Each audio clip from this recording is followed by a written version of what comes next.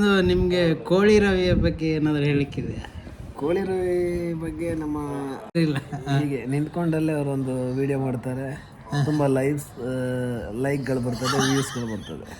ನಾವು ನೋಡಿ ಸ್ನೇಹಿತರೆ, ಒಂದೊಂದು ವಿಡಿಯೋ ಮಾಡಲಿಕ್ಕೆ ಎಷ್ಟು ದಿವಸ ತಾಗಿ ಎಡಿಟಿಂಗ್ ಎಲ್ಲ ಮಾಡಿ 10 ದಿವಸ ತಾಗುತ್ತೆ.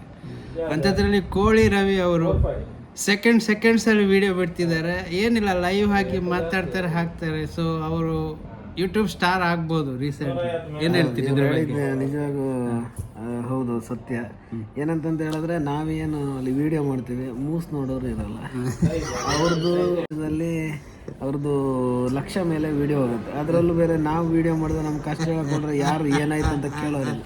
ಅದಕ್ಕೆ ಕೋಳಿ ರವಿ ಇದಾದ್ರೆ ಅಣ್ಣ ಕುಡಿಬೇಡಿ ಅಣ್ಣ ಅಂತ ಮಾತಾಡಿ ಕಮೆಂಟ್ ಆಗ್ತಾರೆ ಹುಡುಗಿಯರು. ಹಾಗಾಗಿ ಕೋಳಿ ರವಿ ಅವ್ರಿಗೆ ಇನ್ಸ್ಟಾಗ್ರಾಮು ಜೀವನ ಕೊಡ್ತಾ ಆದರೆ ಸರಾಯಿ ಜೀವನ ತೆಗಿತಾ ಇದೆ. ಇದರಲ್ಲಿ ನಮಗೆ no doubt about this. Okay, ಇದನ್ನು ಕೇಳಿ ನಮಗೆ ಖುಷಿಯಾಗಿದೆ ರಾಜೇಶ್ ಅವರೇ.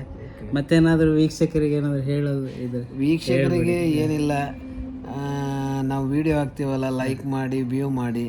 ಬರೀ ಕೋಳಿ ರವಿದ್ ಮಾತ್ರ ತಿನ್ನೋದಲ್ಲ, ನಮ್ಮದು ಸ್ವಲ್ಪ ತಿನ್ನಿ ಅಂತ ಈ ಮೂಲಕ. ಕೋಳಿ ರವಿ ಒಬ್ಬನೇ ಅಲ್ಲ, ಬಟ್ ಇವಾಗ ಇವನು ಹೌದು ಒಳ್ಳೆಯವನು.